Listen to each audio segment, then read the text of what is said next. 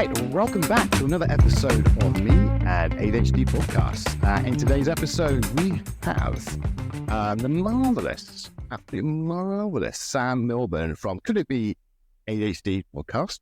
So another podcaster joining me, and we're going to be talking about self-diagnosis. And is it okay to do? Because a lot of people are doing it, or is it not so good? And we're going to go into it a little bit. I spoke to Sam. Oh, hi, Sam. Let's introduce you. Hi, Sam. Hey. Hi. No, calling me marvellous. No one's ever called me marvellous before, but I'm going to take that. So, I know. I'm reading off a script, and then I kind of lost my place, so I had to fill in. So I'm like, oh, marvellous. Oh, well. Oh, well. Yeah, so I spoke to you a while ago about one of your posts. Yeah. And it kind of, because you said about self-diagnosing and everything, and it kind of struck a chord with me because I've gone around in a sort of complete circle regarding what I think is acceptable, what I think is the right thing to do or not. And as part of my journey, I guess, because I started, I guess, from my background in personal training and sports injury therapy. A lot of people kind of like did their own thing, you know, because they knew better than the people who actually trained and qualified. I'm like, no, you don't. And that's my mentality.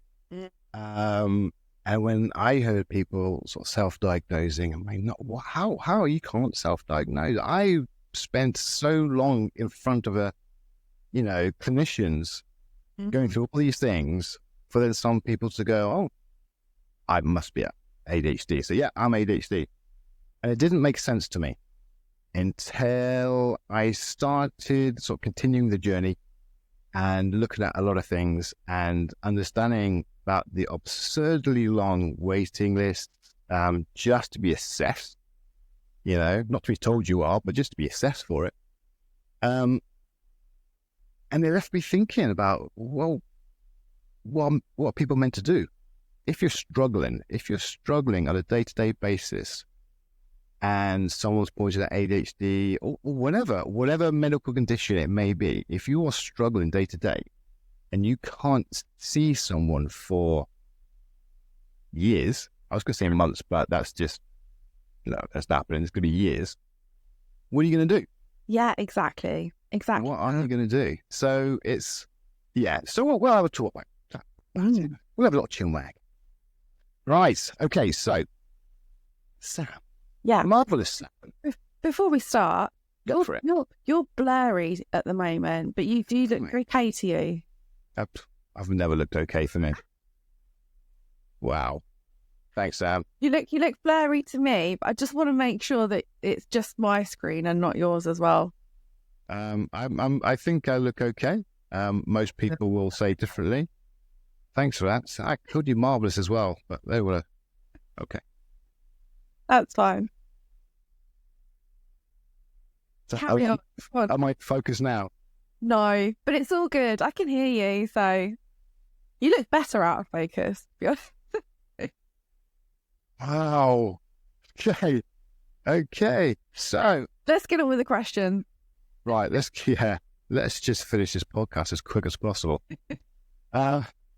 Right, Sam. So now, how long has ADHD been on your sort of radar? Gosh, well, I would say probably about 1.5 years, which doesn't seem very long considering how far I've gone with it in terms of creating my own podcasts and talking about it all the time. It came about because my son had an autism diagnosis and I have researched that to the nth degree, and obviously neurodiverse kind of things were showing up in my feed on social media. ADHD was something that I didn't really know anything about. All I thought ADHD was hyperactive, a hyperactive neurodivergence. I did not at all understand that there was an inattentive type and different types of ADHD or the different traits that came along with it. And it was when I was listening to a podcast, and I don't think it was even an ADHD or autism podcast. I can't even quite remember which one it was, but someone else who runs an ADHD podcast was talking about their ADHD experience as a 40-something female, and everything she was describing was me. And I was like, hey, weird. This is very strange. I thought that's just what anxiety was. I just thought that was, just someone who was a bit quirky. That sounds like me. So then I went down that rabbit hole of looking at the different traits, and then did lots of self screening tests through different online sources, and then came to the realization, oh crap, okay, I think this has been the cause of my anxiety. This has been the cause of all these different things that I'm looking back over my previous life when I was younger, a teenager, even as a child, and as an adult growing up. All these different things were resonating, and I could start to kind of put the pieces together. And there were so many things I could dive into, all the different traits and all the different things that resonated. But there was then like, what next? What now? What do you do with that information? Now you've got that. So yeah, it was like, do I go for a diagnosis or don't I? That was a really difficult decision to make, I had to do that not so long ago. For my son, we had to make that decision. Do we go for that ASD diagnosis or not? We had to make the decision for him. And there is a stigma online around labels. There is a stigma online around getting an ADHD diagnosis or any diagnosis. And then the Panorama thing came out on TV as well. Do you remember that was last year? Yeah. That was painful. It certainly was. How did you feel when that came on? Like, it was because I saw that. I don't think I saw it at the time it came out. So, because someone said it to me, it's like one of the teachers at my son's old school. Okay, so I sort of looked it up and I watched it. And this was just after we put a deposit down to have him assessed. I'm like, okay. This really sounds like going private is a really bad thing to do. Like, I guess, very small minority of people could, beg, borrow, and steal to get the money to pay for private, rather than wait 5 years. I was like, have I just wasted money? Because this is not looking good at all. I was lucky because I spoke to them, and I said, look, on the day of my assessment, I said, look, I'm really nervous because I watched the Panorama program, and they talked about it and they told me their feelings behind it and everything like that, and they were awesome. They put my mind at rest. They took the time to do that. We spoke at length and all that, and how I was feeling and how they felt about it and everything. And I felt good after that. After speaking to them, I felt really good about what they're going to do. I was with them for like 4 hours, the whole morning. I was with them being assessed, and not like half an hour, not like, and I think one therapist was there, just like she kept on just brushing her hair, not really interested, and just, and just say, yeah, you're ADHD. And no, I'm not paying all this money for that, But they went into a lot of detail about when they assessed me, more than I thought. And I'm not just talking about the questions, the questionnaires, all that we have to fill in. They were noting down on this 22-page report that I got. They were noting down, where how my feet were moving and my hands were moving, and how quickly or slowly I was speaking, how many words I was taking to explain things, because it was above the average and things like that. Everything. And I'm like, yeah, this is thorough. They did a really thorough job. That's really good, because it gives you that you don't come away from that then feeling like a fraud, or some people might still do, but there's a better chance of you having a really thorough assessment and then coming away and going, okay, that now my next step is kind of acceptance, and you could probably get there a little bit quicker. For me, and we'll talk about my diagnosis journey, but mine was quite quick, and they had tons of information on me because I am very good at writing like a million words to, but they have my life story basically. If it was odd, they knew about it, like from as far back as I can remember. They probably didn't really need to interview me very much because I gave them so much information. But I did walk away feeling a bit, maybe I've convinced them. Maybe I've convinced them that I am. Whereas I think if I'd had a 4 or 5 hour assessment and I'd got a 22-page report afterwards, I think I'd have felt very different about it because they would have noticed all those little nuances and things. And it probably would have been easier to accept. So yeah, the diagnosis experience between people privately and NHS, just because you go NHS route doesn't necessarily mean you're going to get a more in-depth experience. I actually find it the reverse. Most people that I speak to who have paid privately tend to get a longer experience. But no, you're right. The amount of people I spoke to, that I don't think anyone's had the same sort of experience. Either it's been quick and just a quick chat, or it's been sort of lengthy but a chat. But then some I've had like the QB test in as well, and a lot of people haven't. Sometimes it's with one person, sometimes it's with a whole team of people, and it's very, very different. Which I don't know if that's a good or bad thing. I haven't really got a clue, but it's hard to then to try and understand what it should be like. Yeah. And it's really strange because you would imagine that it should be the same across the board for everybody. It should be the same process for everyone. Yeah. I had the QB test and that did help because you had it, did you? Yeah. How did you find it? Painful. Yes. I thought even a neurotypical person would find this painful, surely. And I'm sure they would, but maybe not to the extent that I did. It was awful. It was awful. And I rated extremely high. I was in the 92nd percentile, I think. Anything over 50 is considered a possible ADHD. So that does also give you some confidence in that whole assessment process. It adds to that feeling of, okay, this is probably right.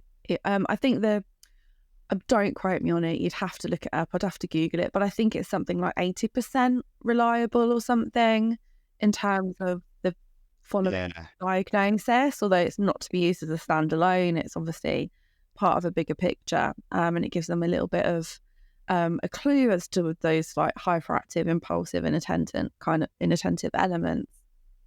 But yeah, I almost felt like I'd gone blind at one point. Like I was an outer body experience. Very strange. It was awful. I did that twice. I did because I got through before I got assessed for ADHD. I went for autism assessment. Because our son, he's autistic, ADHD, and going through that sort of journey, like yourself, you think, oh, all right, yeah, I see a lot of stuff in myself. Like a lot of SEN parents is like, okay, yeah, that's us. So I got, with a different company, I got assessed, and they said no. They said it wasn't autism, but they do see traits of ADHD. And they got me to do, and very nicely, not charging me for it, bless them, they got me to do the QB, I think it's QB check. QB check, yeah. Yeah, which was an online sort of version. And I did that, and it was horrible. And they gave me the report and all that. And because I said, if I am ADHD, then I will go down a medication route. But they don't do it. They're psychologists. They don't do that. So I said, here's the report. Take it to whoever you're going to. And I appreciated that, which is good. And I showed them, said, yeah, we're going to still have to do it again. So I did it the second time. And they even noted down when we stopped, then I said that I wanted to throw the laptop out the window. Yeah. It was awful. Yeah. And it's not long, was it? It was like 10 minutes. So yeah, 15 minutes. Yeah, it wasn't long, but it felt like a week. Felt like forever. Yeah. And you do. I felt myself literally switching off because my brain could not cope with the changes anymore. Like it literally just went bleh. You wouldn't think it would be. It just, yeah. When you look at it on paper, it's just like hey, look, it's a different color shape that comes up, and you just have to press a button, and it's like, it seems okay. It's not okay. Yeah. It's not okay. And I think the first 10 on the screen, I was like, oh, this is like a fun game. And I was like, oh, shit, I've got to do this in 20 minutes. Yeah, this is not fun anymore. But it's good to have things like that done, because that's it adds to it and everything. Yeah. But you before you got assessed, you went down the self-diagnosis route. I did, yeah. So so first of all, I had this whole the panorama thing had not long come out. I had heard of I had like you, I hadn't seen the episode, but I've seen so many people talking about it, which started to make me feel really uncomfortable about getting a private diagnosis. Because at this point I wasn't in any ADHD communities or anything like that. I didn't know anybody else with ADHD. At this point, I was literally just listening to a few podcasts. And doing my own research through sort of online websites and things. And then I heard that the NHS was a really long wait. So I decided that the NHS for me at the time would be the best way because of this whole panorama thing. I was like, this is going to give me at least I'll know it's a proper diagnosis, and I'll talk about why that doesn't really matter now. But so I spoke to my doctor. I got on the waiting list and I didn't hear any more. And 3 months later, I decided to contact the centre that my referred me to. I asked for the details because I'm extremely impatient, and that was very painful because I thought I'd at least get a letter or something. Yeah. And you're now on a waiting list and it'll probably be X amount of time. So I chased my doctor and they said, oh no, you'll have to contact them directly. So they gave me their information. I messaged them. Yeah, I'll get someone to come back to you. Nothing. A few weeks later, I'll get someone to come back to you. Nothing. A few weeks later, I got fed up. Like no one could give me a waiting time, and I'd heard it for years and years and years. And so I then went down the right to choose pathway. But unfortunately, it took a really long time because my doctors were confused. The right to choose people were confused. Everyone got confused about where the paperwork should go because I am in the Lincolnshire area.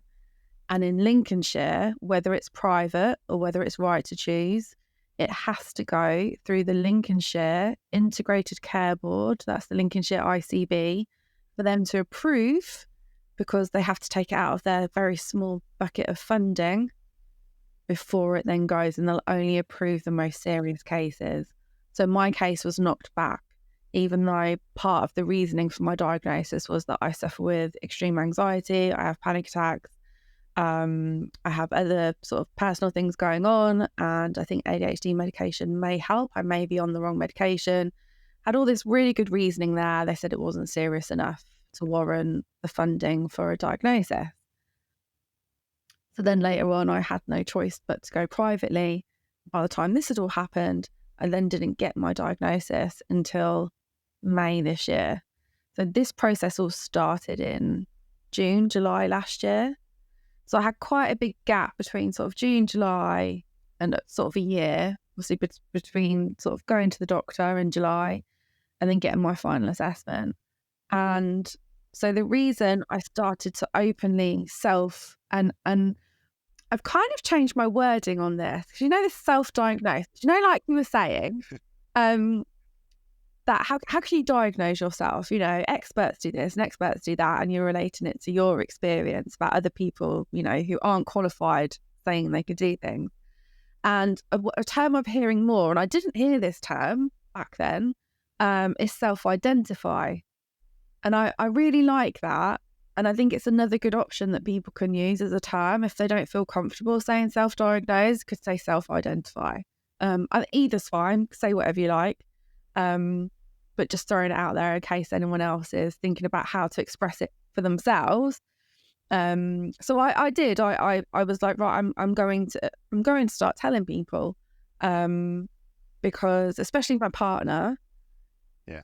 Because if you once you know what you're dealing with, once you've got a starting point, whether it's ADHD or not, even if it's not ADHD, even if it's, you know, CPTSD, even if it is like an anxiety disorder, anything you can do to help those ADHD traits is still going to benefit you.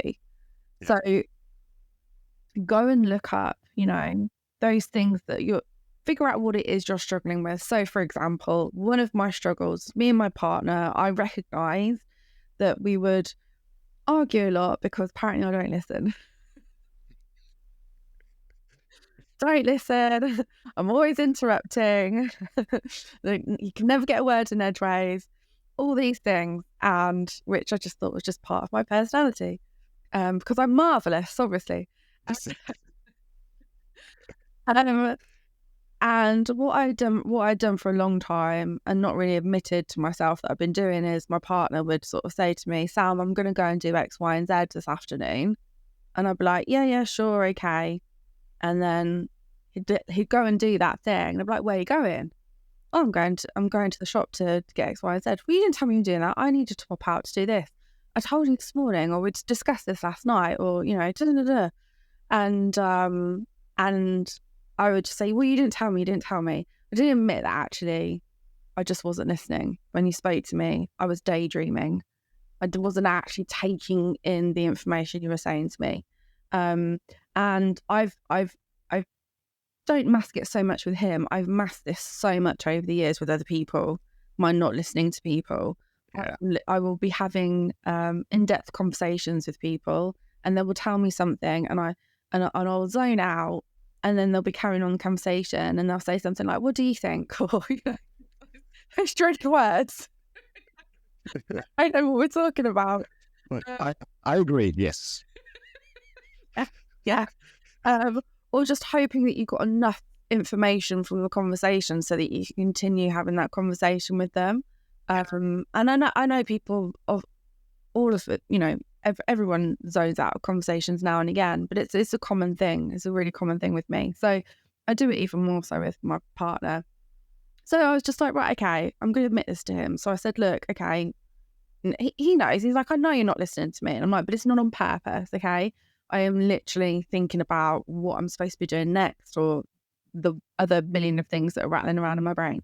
So we sort of said, okay, from now on, if you're going to tell me something that's important, just get my eye contact. Make sure I'm looking at you, because I'm comfortable with eye contact. And obviously this isn't going to work for everybody, because some people are autistic, don't enjoy eye contact, etc. Yeah. What you can do, I know some of my friends do with their children, is just like a light touch on the arm just to bring someone back in the room, so that they've got their attention. And then sometimes as well, he'll say to me like, say that back, repeat that back, and we'll do that as well. So having that conversation, and now we can just laugh about it a little bit more instead of having an argument about it, is one of the reasons why it's really good to, if you can, start to self-identify, so you can start to look at those little things in your relationship or with your work, with things like focus, that you can start to just experiment. It's like a big science experiment. Try and see what not everything is going to work for you. Just try different things out and see what works for you, because it's a long bloody time. And yes, it is. I'm quite privileged, really, that I got my diagnosis in a year. And I did have to go. I was so impatient that I didn't wait for the right to choose. I did go privately, and I went privately with the same provider that was going to give me the NHS diagnosis. So I didn't have to go twice. Okay. And then got the private diagnosis, and then when the right to choose finally came through, they just gave me a phone call and said, hi Sam, just to let you know, we've switched it over. because like the waiting was painful. This is how I realised that whole when I got asked that question on my assessment, like, do you struggle with waiting? I feel like your mind instantly thinks queues, like waiting in queues, right, for things, which, yeah, absolutely, I find difficult. But I find waiting for anything difficult. Like, if I have to wait for something that I really want and I have to wait a week, it feels like a year. Like, it is horrendous. The impatience is beyond, it's a difficult feeling to describe other than utter frustration. It is. You're right. It is. I mean, I know that I have that mildly. I know it's mild. I mean, compared to my son and other people I spoke to, it is mild. But at the same time, for me, yeah, I get it, because you want it now. You don't look at the future kind of thing as much. You think of now. This is a need I have right now. Yeah. So I need it right now. Yeah.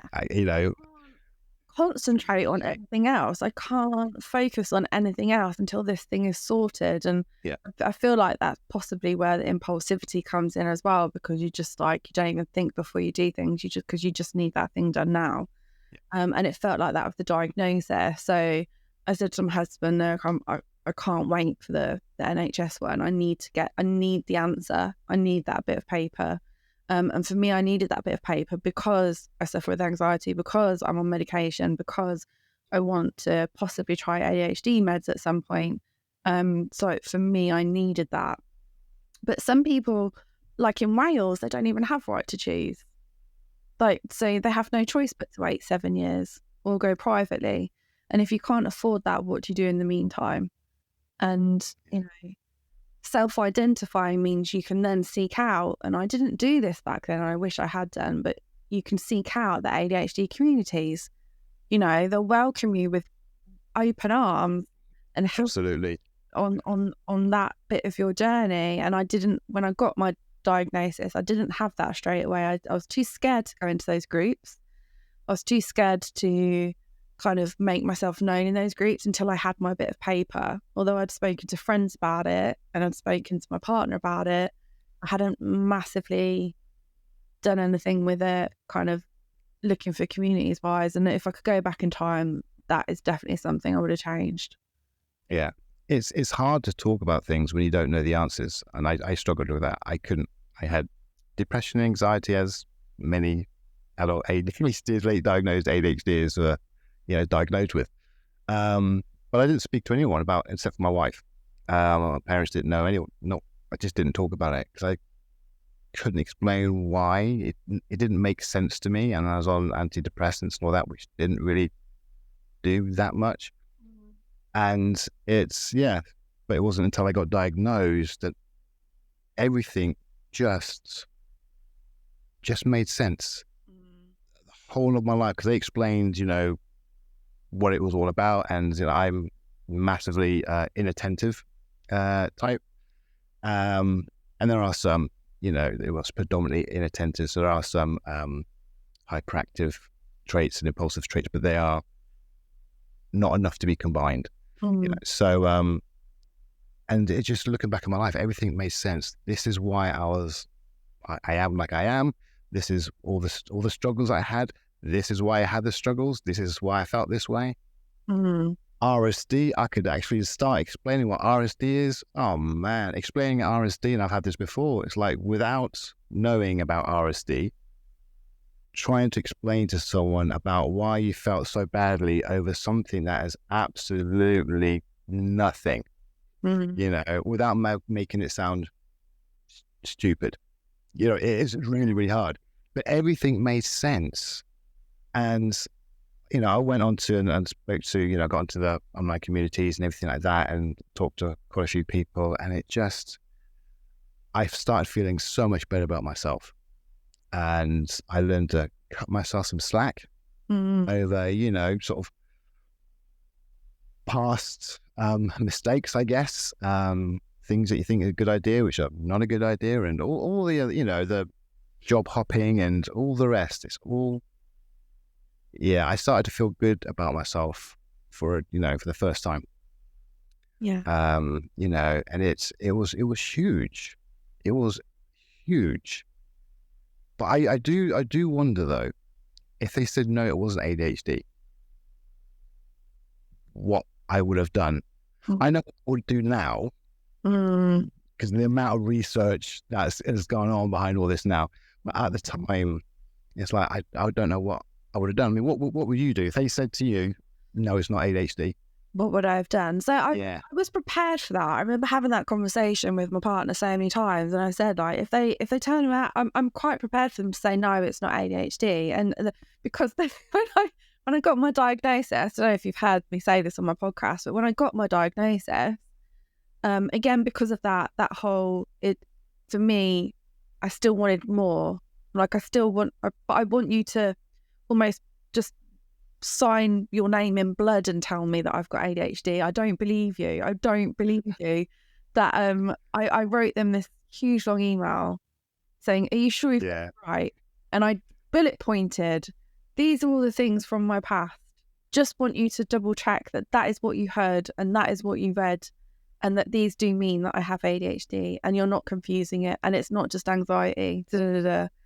And I had to wait a week. It's like, thank you for your email. I've got loads of appointments today. I'll look at this and look at everything in depth, and I'll get back to you next week. And I was just like rocking it. Like, oh. I did listen to that. That did make me chuckle. Why did I do this? I'm just making it even more painful for myself.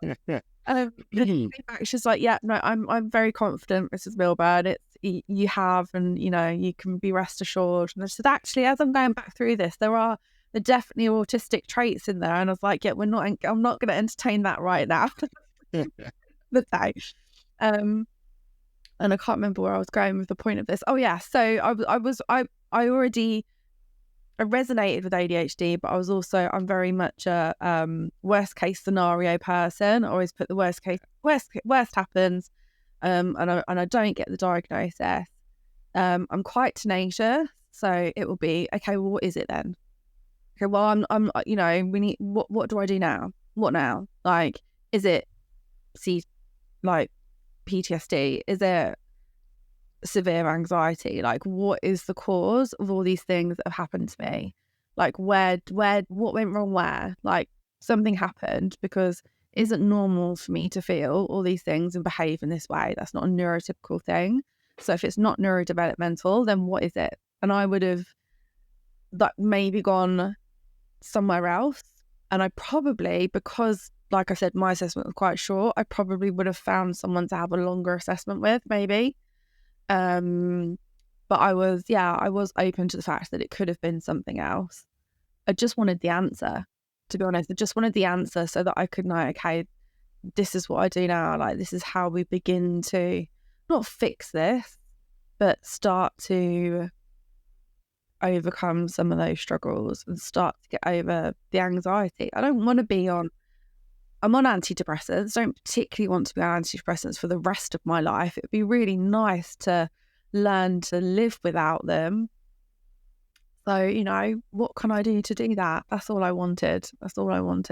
I'm glad you said what you said about you just want the answers. Yeah. And for me, that is key for people to understand. Because a lot of people go into say about ADHD because of they were told, or they've heard, or they've got a son, daughter who's been diagnosed, and looking at themselves. And the only things we know about sort of behavioural issues, let's just say, when you're right at the very beginning of the journey, it's a behavioural problem. What could it be? The only thing that you have in your head as a parent or as an adult is ADHD or autism. That's it, because you don't really hear about other things. So you're only ever going to talk about, I think it might be ADHD, or I think it might be autism, because you don't really hear about the other things it could be, so therefore you don't mention those. So that's why people are talking about it could be ADHD, or I think it's ADHD, or I am ADHD, or autism, or whatever. But it's... No, I've lost my train of thought and I don't know where I was going with it.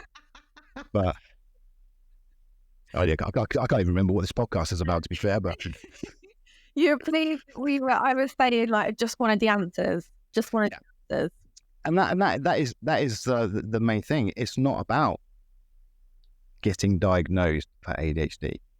It's not about that. That's the only thing we think about at the moment, because that's the only thing we know. So if it's not that, what the hell could it be? Yeah. If you have those answers or what it could be, it's like, okay, let's get a sense for this. If it's not that, it might be this or this or this. Yeah. So it is the answers that people need. Yeah. And I know a lot of people go through the whole stage of, be it denial when they get assessed and diagnosed, denial, or they look back and, oh God, how my life could have been different and all this. No, I'm still in this euphoric stage at the moment. A year and a bit down the line, I'm just so happy that I have the answers, okay? Because my life now makes sense, okay? That's really big for me.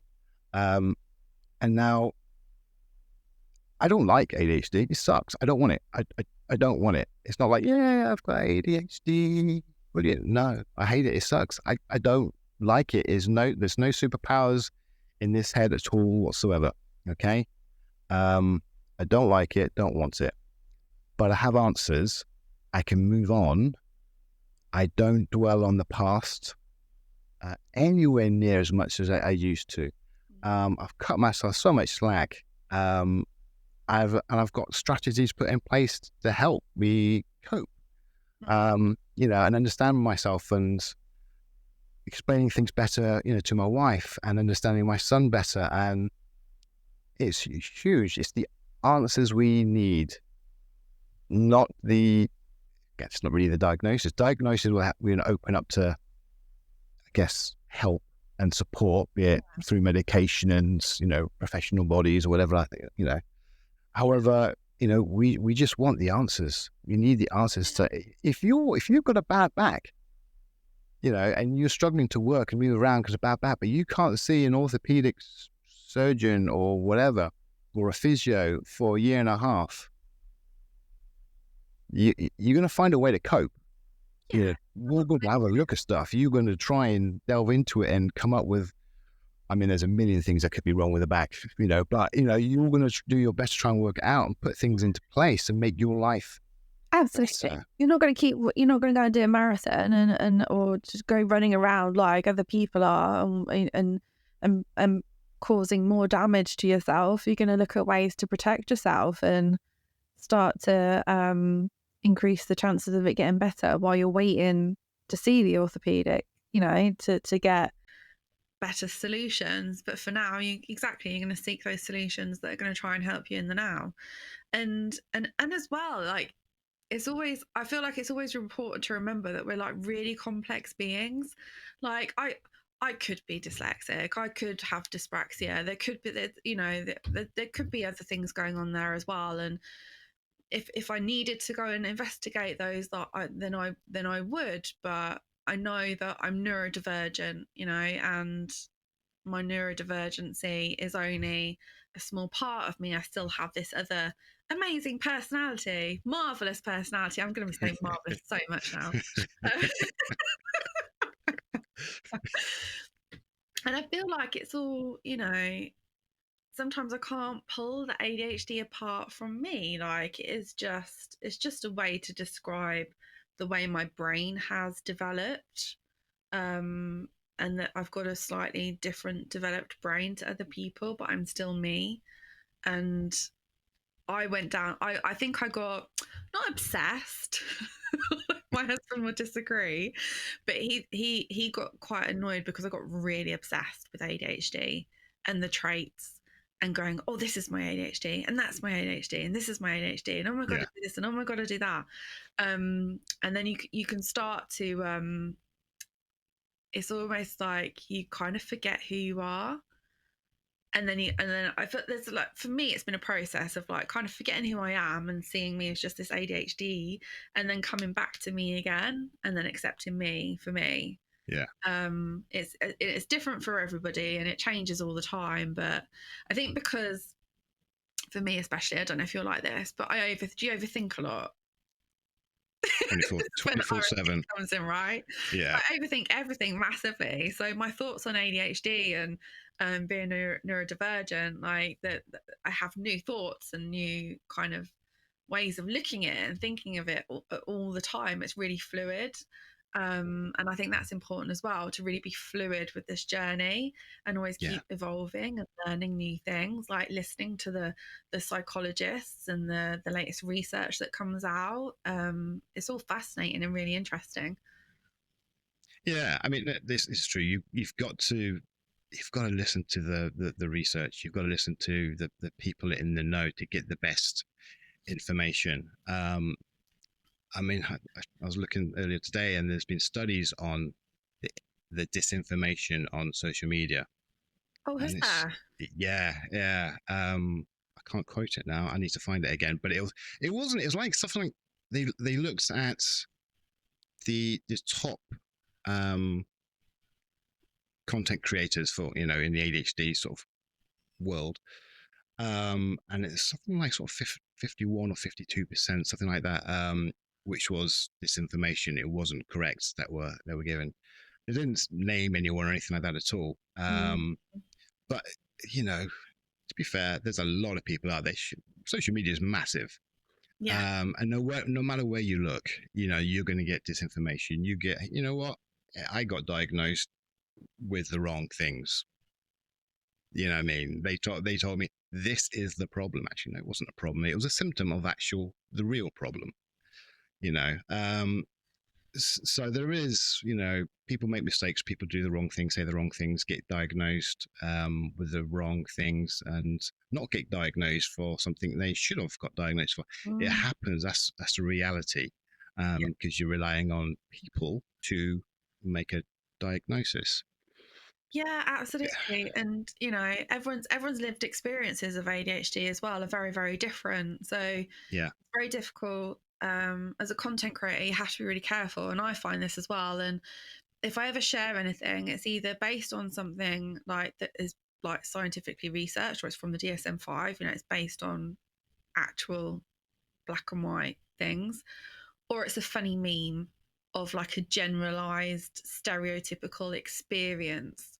And yeah, I actually now put you've seen my memes, like I now often put in them, this is not necessarily your experience of ADHD. This is just for fun. If you're if you're concerned you might have ADHD, go and do a screening questionnaire. and do it along those lines, because yeah, it shocks me how many people will self-diagnose from social media without going and looking at a screening questionnaire. Like, I think that's quite common. Like, yeah. You've got to, at the very minimum, you've got to have a look at a screening questionnaire to see what it's all about. And not a screening questionnaire from a content creator either. Yeah, absolutely, yeah. I did a lot, and the screening questionnaires are great, because I did screening questionnaires for autism as well, and they all said I was autistic. Yeah, I'm not autistic, apparently, but but yeah, you've got to start somewhere, and starting with a questionnaire from a company that actually assesses you for ADHD, it gives you an idea if it's worth pursuing or not. exactly. Because people will see the stereotypical things like, I lost my keys, or I'm always losing this, or I'm always forgetting that. And then when you go and actually look at the screening questionnaires, that isn't necessarily the whole thing. Like, there's a lot more to ADHD than just like forgetting your keys now and again. Yeah. No. It's just, it's far more complex than that.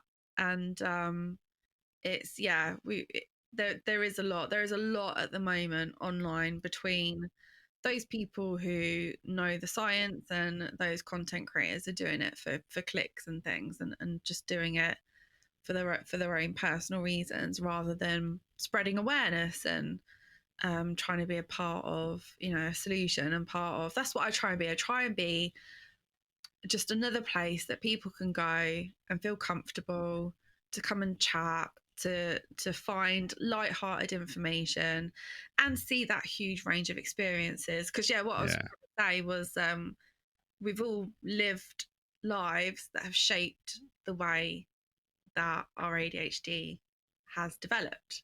Yeah.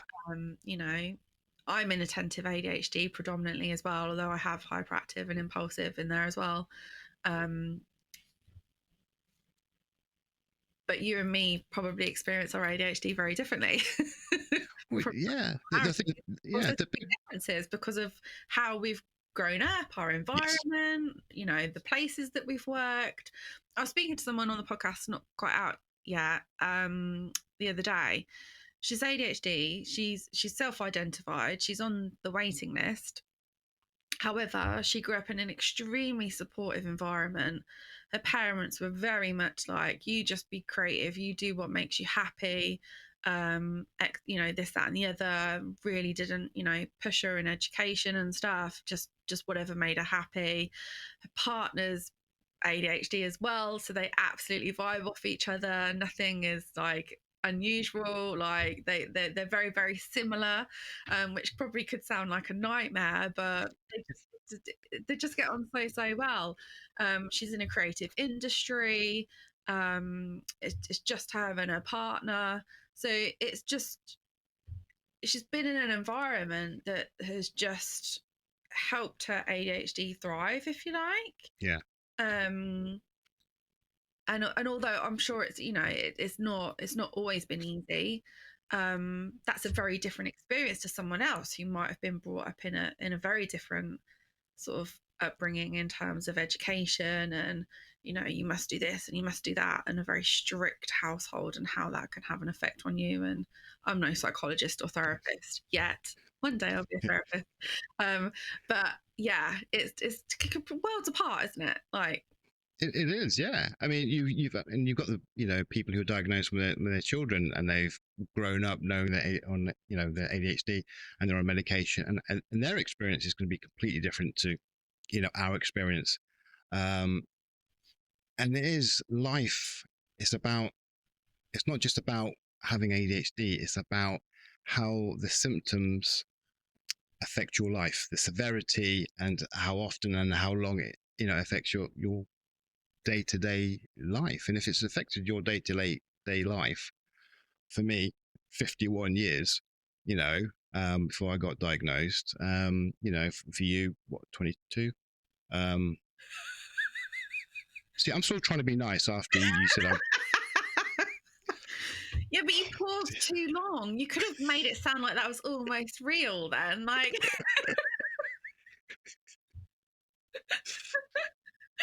add another, yeah. I'll try harder next time.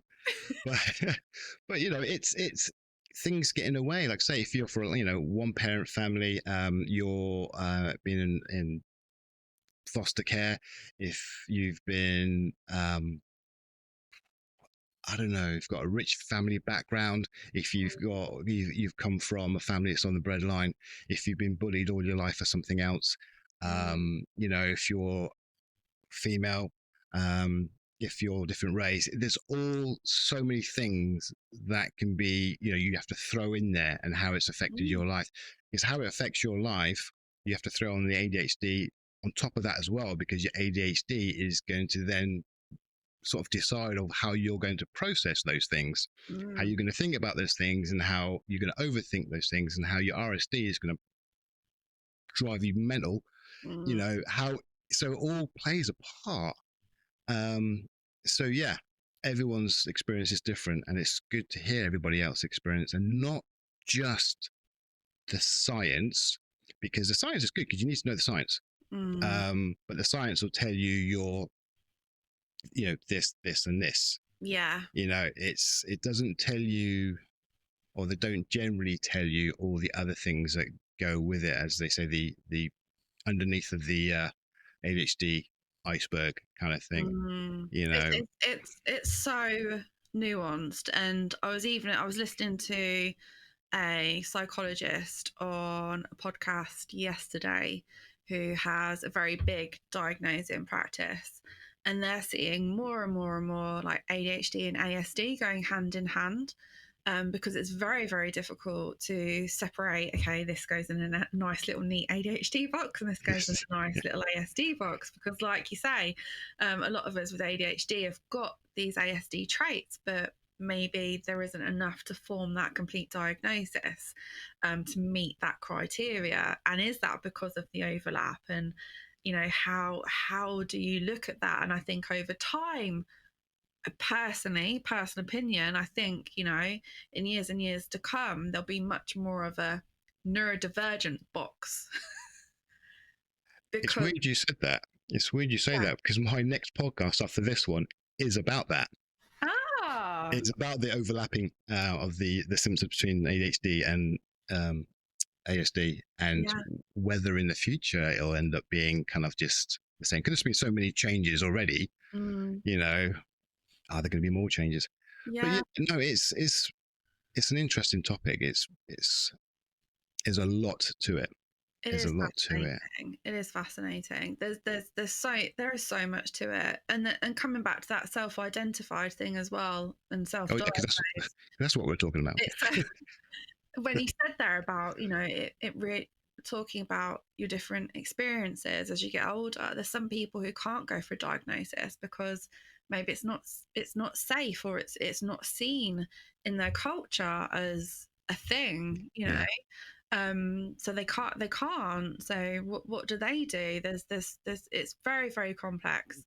And so we have to be able to, some of us confidently be able to openly self-identify so that we can start to seek help, not just through medication, because at the end of the day, what does a diagnosis get you? It gets you the answer on a bit of paper and the confirmation, and it gets you access to medication. But that's it. That's it. Self-identifying will give you everything else as well. So I feel it's important that you should feel confident too, as long as you've got your information from the right places. Yeah, I think I'm still in that sort of, in an ideal world, still no, we shouldn't self-diagnose, because the ideal world is, I think I might have ADHD, judging by all these things. Doctor, can you refer me for an ADHD diagnosis or an assessment? Yeah, fantastic. It's going to be in 3 weeks' time at this place. Fantastic. You wait 3 weeks, you get assessed, you get yes or no. Yeah. Done. That's the ideal world. Yeah. No one needs to self-diagnose, because you can go see the people who know. Yeah. But that's not happening. That's not even close, unless you've got a pot of money. It's not even close to happening. No. No. And there's there's around 200,000 people on the wait list at the moment. Yeah. In the NHS. It's crazy. Waiting lists are being closed. The Oxfordshire adult ADHD service, NHS service, I think it's in January or February this year, closed the waiting list because it was so big. So it's like, yeah, well, I couldn't even get. There's no waiting lists on the NHS for me where I live. Wow. Yeah. So you have to do something, and bottom line is, no one can take away your struggles. No one can take away the fact that you struggle with sleeping. No one can take away the fact you cannot concentrate. That's your lived experience, be it for only 6 months or 6 years or 30 years or whatever it is. That's what you're going through. So that's what you need to try and find answers for, and try to put things into place to help you cope with those things. Absolutely. And if you're struggling, when you've got struggles, the things, you can still access the support without the diagnosis. So like access to work, you can get support through access to work without an ADHD diagnosis. You can say you're on the pathway and explain what your struggles are, because they still recognise anxiety, depression, mental health issues that are affecting your day-to-day work, whether that's working for yourself or working for somebody else. So you can still apply for access to work. All of the ADHD coaches that I know accept people who self-identify as ADHD. So there's still access to that help. You can still access a therapist and tell an ADHD neuroaffirmative therapist who can understand what it's like to be neurodivergent and how to tailor their therapy to you, which is quite important. You can still access that with that knowledge and understanding that you have. So be confident in that yourself better than anybody else. And like you say, everybody has struggles. So it's like, okay, well, how do we deal with these going forward? And even if you deal with them on an ADHD level and as if they were ADHD, it's not going to do you any harm. I wouldn't imagine. I mean, I can't think of why it would. But what else can you do right now in this moment? What else can you do? It's you have to find a way to cope with life. Yeah. And it's tough. And whatever you're going through, be it ADHD, be it depression, anxiety, it's hard to find people who can help and give you answers because a lot of the time you don't know where to go. You go to the doctor because you've got the flu or whatever, something. But things when it comes to behavior, who do you go to? I mean, where our journey is now, we would know. But go back to at the very beginning, it's like, why would I go to my GP to tell them that I struggle with concentrating? Because it doesn't make sense to do that. I mean, it's the right thing to do, but you don't put that connection together. Yeah. So you have to find the answers. And weirdly enough, the answers, of where to go is on social media. Yeah. Is on Google. It's, I didn't know anything about half the stuff you're talking about the, let's say, the access to care. I found that out about on, I think it was on Instagram when I first heard that. Shared care. I didn't find out about shared care until after my diagnosis, and I was online and speaking to people through the communities. So the communities really do help, and social media really does help when it comes to directing you in the right place and listening to you, because no one else is listening. Yeah, and the ADHD websites like Attitude is a really good website. Yeah. Hopefully, when you're searching ADHD help on Google, you're going to get Attitude come up. You're going to get the ADHD charities come up, which all now have really good blogs and pages with links to resources and help. I still think a lot of work needs to be done, like we're saying, around the therapy and the coaching side to make sure people are accessing the right people. And I see people working on that all the time. But yeah, again, those websites will give you some ideas as to what to look for when looking for those people. And again, and I only know this because of my previous experience with my family experience when looking for a therapist, is making sure that therapist is the right therapist for this person. You don't have to say yes to the first coach. You don't have to say yes to the first therapist. Find the one that suits you, that you feel comfortable with. Go with your gut. If you can find that in your gut, like some people don't have that gut feeling. And again, this is something I've had to be really mindful of, is that the whole the biases that you have built up, the stereotypes that you've built up in your lived experience over time, they're still there in my brain. I still sometimes have to stop myself and remember that my experience is not everybody's experience. Yeah. Do you ever have that?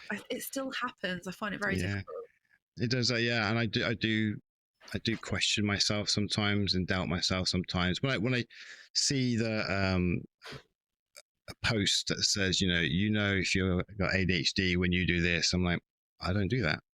Maybe I don't.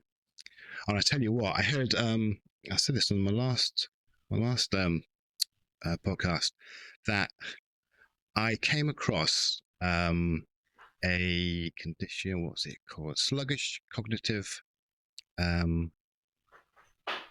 what's it called? Sluggish cognitive tempo. Hmm. And it's, at the moment, it's still being talked about. It's not a diagnosis on its own, but it's said that they think there's a possibility that a lot of people who are like us, who are diagnosed inattentive type, may have this instead. And I was looking at the symptoms and what they look at, and I'm like, oh, yeah. Oh, and I started doubting my diagnosis because everything on this was like, that is me. But I had to look at more and research a bit more about it. And yes, it is inattentive type, but then inattentive type, there's a lot more as well. Mm-hmm. So, and I was like, okay, yeah, that's all me as well. So that's great. So it's like, yeah, you do doubt yourself. There are things that can mimic things, and you've got to listen to the right people. And there are still times I think, oh yeah, maybe I haven't. Maybe I've just made it up. I know. Yeah, But I get that too, and it throws me when I get that. I don't like that feeling when I get that doubt creep in. My stomach does a flip. Like, I get really anxious. I get really and I have to just take myself away from whatever I'm looking at to try and stop it, because it makes me feel very, very awkward.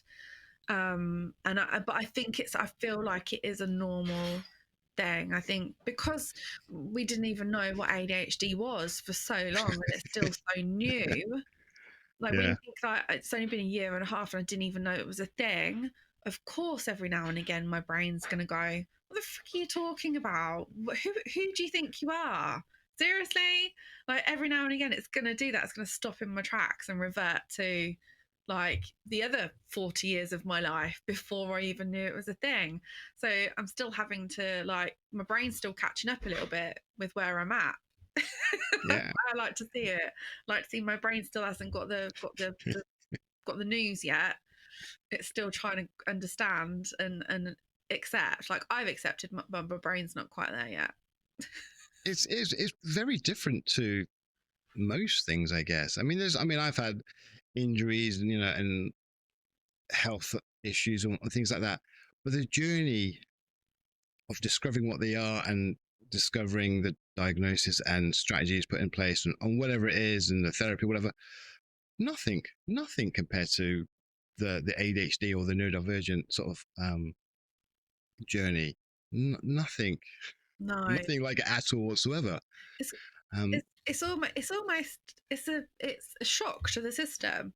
Like, you know what a broken bone is. Like, if you ever were to get a broken bone, you know what it is. You know typically what would happen. Your arm would be in a cast, and for so long, and you kind of know the process. You know a little bit about it. It wouldn't just come as a massive shock to you, like you'd never seen it before. Because all information is out there. Exactly. Like, but with this, no, you were never looking for it. It was never a thing. So especially if you'd never really heard about it or even assumed that it could be a thing at your age, then yeah, I think it does take a long time to catch up, and you'll still get those moments where you doubt yourself. And you just, it's just trying to find a way to take yourself out of that. Because if you're anything like me, you can overthink something too much. Yeah. It starts to give me palpitations, and I start to get very anxious. Well, I think you think at the end you've got to look back. Right, I've gotten a diagnosis. At some point, you have to draw the line. So why shouldn't the line be, okay, the professionals have diagnosed me? Yeah. Everything that I've put in place because of that diagnosis, and I know they don't tell you all the information when you get diagnosed. You have to go and research all the stuff yourself. However, when you put all those things in place, it makes sense that the diagnosis is correct, because everything that you should be doing for, sleep at night, for, for trying to clear your head and not be so overwhelmed with certain things and the sensory issues and all the rest, you put all those things in place, everything says, yes, they are correct. Yeah. So you thought, I've got to draw the line there. You still have those thoughts, but this is my line. Yeah. Okay. The only way you're going to solve this, right? The only way you're going to solve it is by becoming a psychologist. and qualifying as someone who can diagnose people, and then maybe you'll be satisfied with your self-diagnosis. But that's not going to happen, and that's why these people have done these things for years. You know, these clinicians. You know, and there's lots of different people, nurses, clinicians that can diagnose, but they've gone through training, they've gone through supervised training, they're taught to look for other things as well, because whenever you go for your assessment or you get screening questionnaires, you'll be asked a lot about trauma. You'll hopefully get a lot of questions about trauma, because trauma and ADHD can look similar. Yeah. And that is what that professional is there to do. They're there to pull that apart and make sure they give you the right diagnosis. So yeah, we do have to trust in that somewhat. Otherwise, yeah, you just drive yourself round the bend. Yeah. I did consider becoming a psychologist. Do it. But I've changed my mind, because that would actually take sort of 10 years or something, like to get where I would want to be. So I'm going to start counselling studies in a couple of weeks. Ah, good for you. Yeah, so that in about 4 years I'll be able to practice as a therapist. That's good. There needs to be more people as coaches and therapists, as psychiatrists and psychologists who are neurodivergent, because they will have a better understanding of what you're going through. Yeah. Because there's a lot of things about being ADHD that people won't understand or can't understand. They won't have a clue about it. You know, Yeah. it's like not being able to clear your head. You know, I spoke to my wife about it, and she's like adamant that she can just, you know, just look at something and just think of that one thing and nothing else, and it's just kind of clear. I'm like, I don't get it. I don't get how you can do that. Are you lying? You know, but you know, apparently they can, and yeah, it's like you can't. It's better. It'll be so much better if there are neurodivergent people who are, you know, taking you through the therapy, you know, or diagnose you and all that, so they can see a lot more things that someone who's neurotypical can't. Yeah, they're not going to force you to think in a neurotypical way and adapt. You know, that would be my hope, that you can adapt the therapy to that person. And see, that was what I wanted to say, okay, but I had to say so much more information. What you just said, and it was like one sentence. That is what I was trying to say. Jeez. See, the really funny thing about, because I'm in my day job, which I work for myself, I'm a copywriter and a digital marketer, and one of the things that I do is I'm very good at making information succinct. Not necessarily succinct always when it comes out of my mouth, but when it's on paper, I can make information really succinct. And I think that's right. a learned thing from like the age of 17, working in a law firm, and just writing letters and correspondence, and constantly having my boss like rewrite my stuff and show me, give me the skills and show me how to make something really succinct and professional. And it's kind of transferred over, and I really enjoy story writing and helping people put information into a succinct way. Where was I going with this? And that's not necessarily a very ADHD thing, is it? To be succinct, I don't think. No, it's not. No. It's not. No. So yeah. So sometimes I'm quite good at it. Sometimes. Sometimes. But yeah. It's I think the answer to the question. What's the answer to the question, do we think? I don't know. I can't even remember what the question was. Self-identifying, self-diagnosing. Yeah. You can't get around what you go through.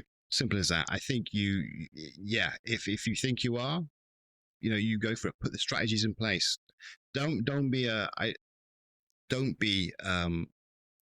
just social media person who just wants to get the likes, stuff like that, because that's just wrong, and it's just spreading a lot of rubbish. Do things because you want to help. First thing you need to do is help yourself. you need to put those things into place and see what's working for you. And if you find out new things, if you from the professionals, you find different ways to do things, or something's come through the NHS you can do that, that's new and whatever like that. Yeah, feed that information over, because we need the information, because we're not told the information. So we need to have those things sort of pass through the community. But you've got to do whatever you need to do to survive and get through life. Yeah. Bottom line, it's all very well me saying, you shouldn't do that, but crikey, I'm not in your shoes. If you're struggling, you've got to wait another 5 years to get assessed, just to get assessed. You need to do something about it. So, do what you need to do to get through life, to get some sort of help, to get some sort of calm in your life. If you're struggling, you think you're going to lose your job again, and your relationship's broken down, or you're losing your friends left, right, and center, you're going to want to do something about it. So you got to look after yourself. You have to look after yourself, bottom line. So you want to self-diagnose yourself, fine, and then go down that route, and then put those strategies, learn the strategies, put those strategies in place, and if they're working, brilliant. It doesn't matter if you're actually ADHD or not. If the strategies you put in place are working for you and your life is now better, doesn't matter what anyone else thinks. Yeah, absolutely. And I always try and I always compare this to accommodations for children, right? So in a school, typically children will get accommodations if they're neurodivergent, if they've got other additional needs like extra exam time, or time to the clock stops when they get up and go to the toilet and come back to the desk to do their exams, or they can put the hand up and get the teacher to read the paragraph out to them. Having a card so that you can leave a lesson when you're feeling a bit overwhelmed and you need a little bit of a break. All of these things are still great for any child. Any child would benefit. All children would benefit from that. The reason we don't have it is because we can't afford it.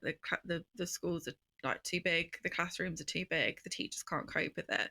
But all children would benefit from it. So all of those different strategies you can put in place to help with anxiety, depression, struggles with ADHD, struggles typically like focus, all the things that you might struggle with, they're going to help you regardless, aren't they?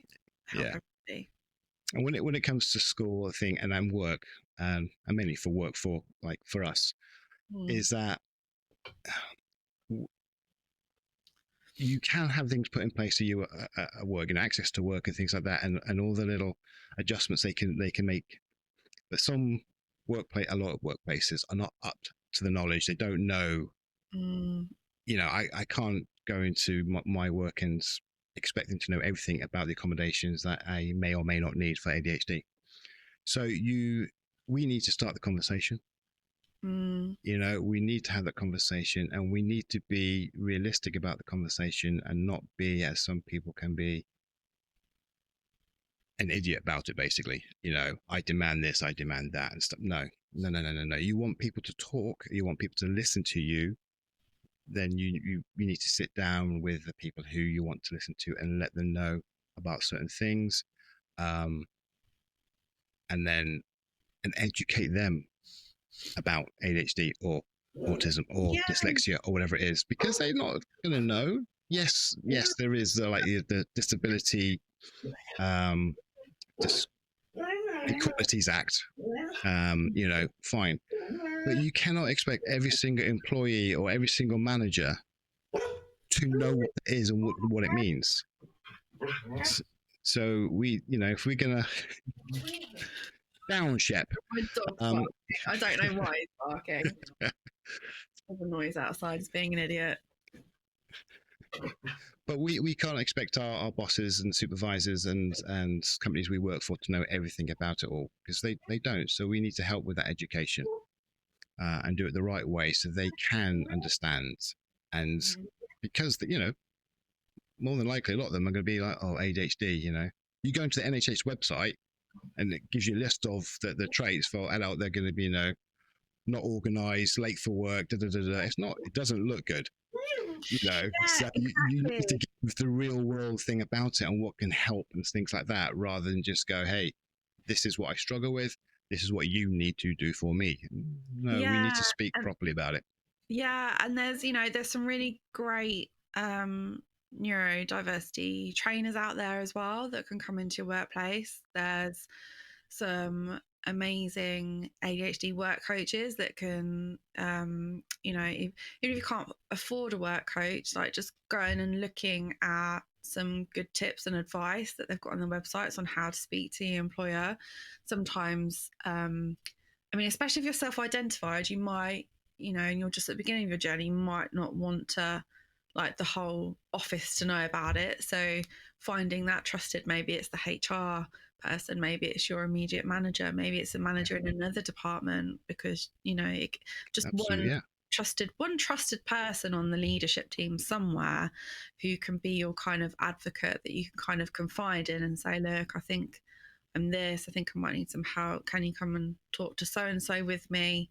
That's how I would approach it if I was concerned. It's not, I can't imagine it's easy starting that conversation. I work for myself, and I'm trying to think, if it was me, I'd be feeling very much like I'm trying to be a bit, I don't mean to be awkward, but could I just not sit next to the walkway because it's really annoying, people coming past all the time and they often say hello and I get really distracted, and before you know it, just all these different things, it can feel really awkward. But I think going in prepared with the kind of things that you need help with, and just starting that conversation.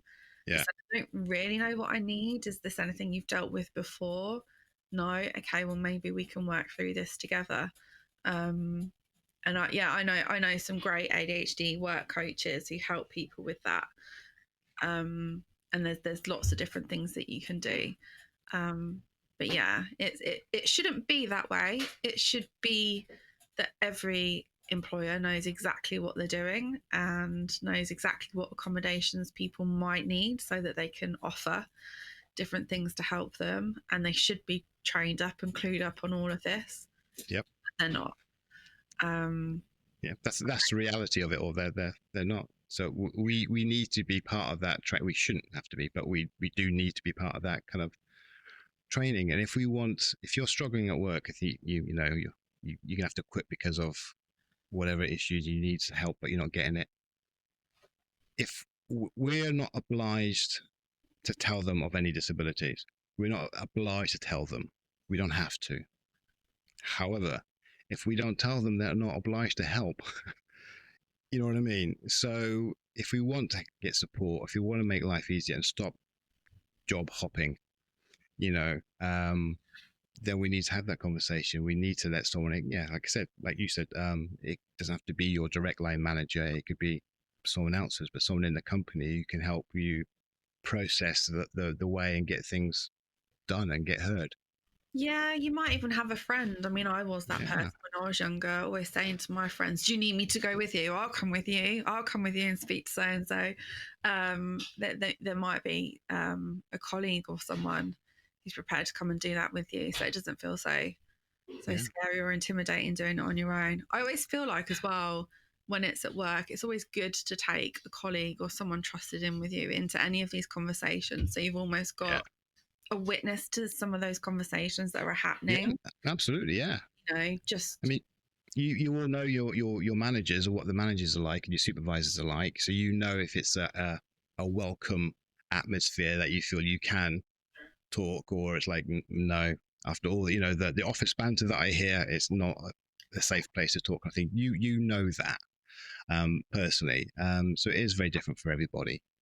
But I mean, like, I'm different because I'm just so happy that I've got answers. I will talk to anyone. And the fight that I've had to go through with our son to get assessed and support and all the rest, I will stand my ground with anyone now. That's something that's come out of it. So, but that's me, and that's my journey. It's not everybody else's, and then people don't want to talk about it. People don't want to let everyone know that I've got this, label. Yeah, and it's that, like you say, because you've been through that, and I've been through that previously as well. It's almost like a learned skill. So once you start advocating for yourself, it becomes easier the next time, easier the next time, easier the next time.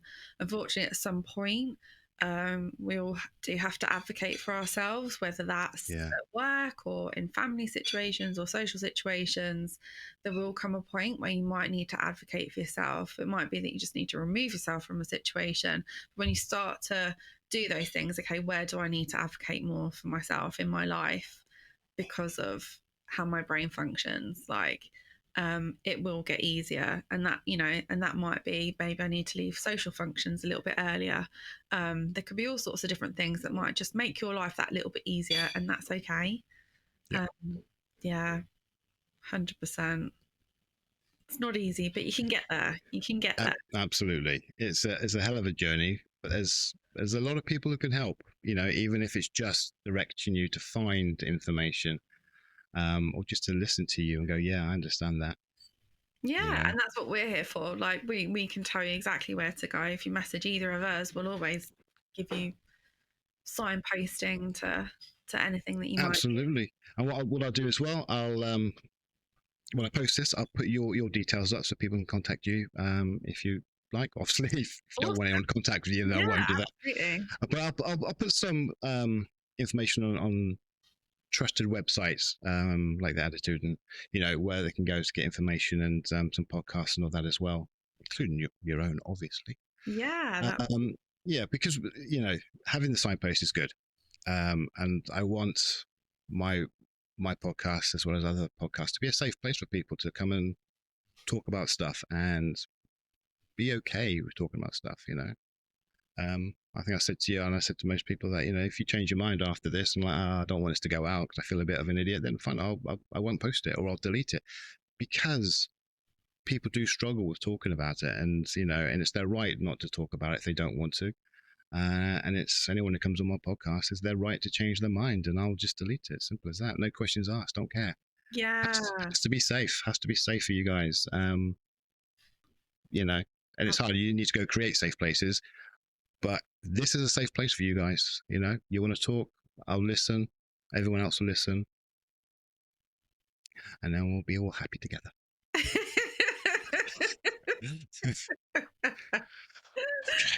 I don't know where I was going with that. I was just going off on one a little bit there. I was just enjoying this thing. I was waiting. God. In our happy little world. It's strange how they say, that one of the contradictions as an ADHD, when you're told information, you want to be told it in black and white, bullet point, short, just easy. Okay, don't waffle. Just tell me so I can crack on. But if I'm telling you something, I am going to waffle my ass off. You need all of it. Yeah. Yes. And again, with a partner who does not appreciate waffle, there's a lot of and get to the point, and completely agree. We just need to give all the information just in case you needed to know this bit, because it's relevant to this bit of the story. It's just, yeah. I hate to call it waffle. I'm trying to find a new word for it. My son says I waffle, and I'm like, I don't like that word. I want to find another nice word, because it's not, waffle makes it sound like it's irrelevant, and it's not. It's not irrelevant. It's all relevant. It's crucial information. Yes.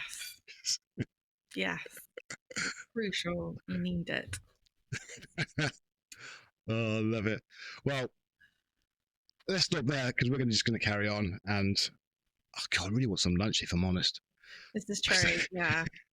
I can smell food out there, so I am going to go and get some food now. My stomach's like, lunchtime. Good choice. But thank you, Sam. Thank you so much for coming on.